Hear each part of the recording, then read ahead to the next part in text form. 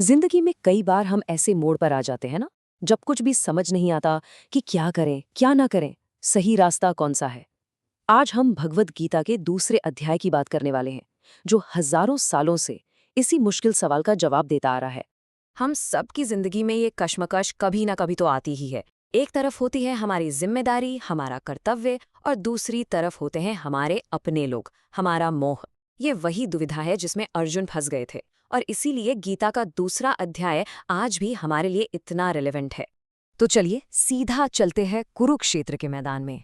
यहाँ हम किसी देवता से नहीं मिल रहे हैं, बल्कि एक इंसान से मिल रहे हैं, अर्जुन, जो एक ऐसे भयानक मानसिक संकट से गुजर रहा है जिसने उसे बिल्कुल लाचार बना दिया है। जरा सोच कर देखिए, आप युद्ध के लिए तैयार खड़े हैं और सामने देखते हैं तो आपके अपने ही लोग हैं। आपके गुरु, आपके दादा, आपके भाई, सब आपके खिलाफ लड़ने को तैयार। वो अर्जुन जो दुनिया का सबसे बड़ा धनुर्धर था, उसका मन इस बोझ के तले जैसे कुचला जा रहा था। ये सिर्फ मन की लड़ाई नहीं थी, इसका असर तो सीधा सीधा उनके शरीर पे दिख रहा था। करुणा और दुख का ऐसा तूफान उठा कि उस महान योद्धा के हाथ कांपने लगे और उन्होंने अपना गांडीव धनुष नीचे रख दिया। वो टूट चुके थे। और फिर वो अपनी भावनाओं के आगे पूरी तरह हार मान लेते हैं। अपने सारथी, अपने दोस्त कृष्ण से कहते हैं, हे माधव, मुझसे ये युद्ध नहीं होगा। उन्हें ऐसी जीत में कोई अच्छाई नहीं दिख रही थी जो अपनों को मार कर मिले। वो मोह और तर्क के एक ऐसे भंवर में फंस गए थे जहां से बाहर निकलना नामुमकिन लग रहा था। जब अर्जुन अपनी सारी दलीलें दे चुके होते हैं, जब वो पूरी तरह से कंफ्यूज हो जाते हैं, तब वो एक ऐसा कदम उठाते हैं जो सब कुछ बदल देता है। और यही इस पूरी कहानी का सबसे बड़ा टर्निंग पॉइंट है। अर्जुन अपने मैं को, अपनी सारी समझदारी को एक तरफ रखकर कहते हैं, मैं आपका शिष्य हूँ, आपकी शरण में हूँ, मुझे रास्ता दिखाइए। बस इसी एक वाक्य के साथ दोस्त का रिश्ता गुरु और शिष्य का बन जाता है, और यहीं से असली ज्ञान का सफर शुरू होता है। अब श्री कृष्ण बोलना शुरू करते हैं, और उनका पहला उपदेश अर्जुन के सबसे बड़े डर पर सीधा प्रहार करता है, मौत का डर और मारने का डर। कृष्ण कहते हैं, अर्जुन, तुम जिनके लिए दुखी हो रहे हो वो तो सिर्फ शरीर है, जो एक दिन खत्म हो ही जाएंगे। लेकिन इनके अंदर जो आत्मा है, वो न कभी पैदा होती है, न कभी मरती है। वो तो अजर, अमर, अविनाशी है। इसीलिए जो ज्ञानी है वो न जिंदा लोगों के लिए शोक करता है, न मरे हुओं के लिए। देखिए, ये फर्क कितना साफ है। एक तरफ है शरीर जो नश्वर है, बदलता रहता है और एक दिन नष्ट हो जाता है, और दूसरी तरफ है आत्मा, जो अमर है, हमेशा रहने वाली है, और जिसे कोई नष्ट नहीं कर सकता। जिसे हम मौत कहते हैं, वो सिर्फ शरीर का अंत है, आत्मा का नहीं। और पुनर्जन्म का ये सिद्धांत कितना सरल और खूबसूरत है।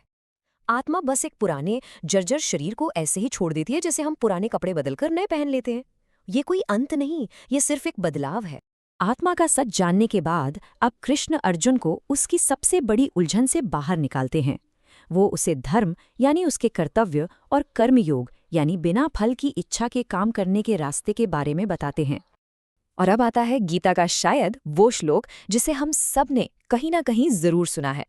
ये कर्मयोग की नींव है, और सच कहूं तो इसमें हमारी जिंदगी की हर उलझन का हल छिपा है। इस गहरे श्लोक को हम 4 बहुत ही आसान सिद्धांतों में बांट सकते हैं। पहला, तुम्हारा अधिकार सिर्फ कर्म करने पर है। दूसरा, उसके फल पर यानी रिजल्ट पर तुम्हारा कोई कंट्रोल नहीं है। तीसरा, इसलिए कभी भी सिर्फ फल के लिए काम मत करो। और चौथा, इसका ये मतलब ही नहीं है कि तुम कामचोर बन जाओ और कर्म करना ही छोड़ दो। तो इसका सार क्या निकला? बहुत सीधा सा है। अपना पूरा ध्यान, अपनी पूरी ताकत सिर्फ अपने काम में लगाओ, अपना कर्तव्य निभाने में लगाओ। नतीजा क्या होगा, इसकी चिंता से आज़ाद हो जाओ। सच्ची आज़ादी और मन की शांति का यही रास्ता है।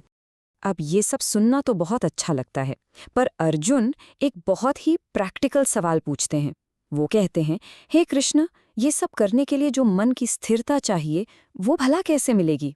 अब कृष्ण हमें उसका राज बताते हैं। कृष्ण समझाते हैं कि मन की अशांति एक विशिष्ट साइकिल की तरह काम करती है। ये सब शुरू होता है एक छोटी सी इच्छा से।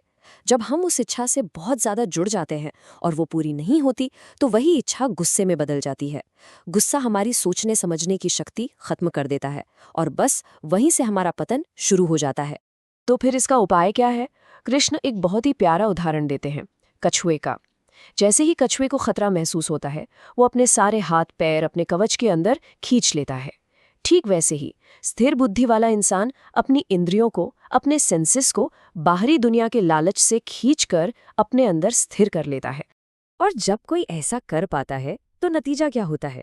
उसे मिलता है समभाव, मतलब एक ऐसी मानसिक अवस्था जहां इंसान को न फायदे से बहुत खुशी होती है, न नुकसान से दुख, न सुख में वो बहकता है, न दुख में टूटता है। जीत और हार दोनों में एक समान, शांत और स्थिर रहता है। यही सच्ची मन की शांति है। तो आखिर में ये सवाल सिर्फ अर्जुन के लिए नहीं था, ये सवाल आज हम सबके लिए है। एक पल के लिए रुकिए और सोचिए, आपकी जिंदगी में वो कौन सा मोह है, कौन सी अटैचमेंट है जो आपको आपका सही कर्तव्य करने से, आपके धर्म के रास्ते पर चलने से बार बार रोक रही है। गीता का ज्ञान हमें इसी को पहचानने और इससे ऊपर उठने की ताकत देता है।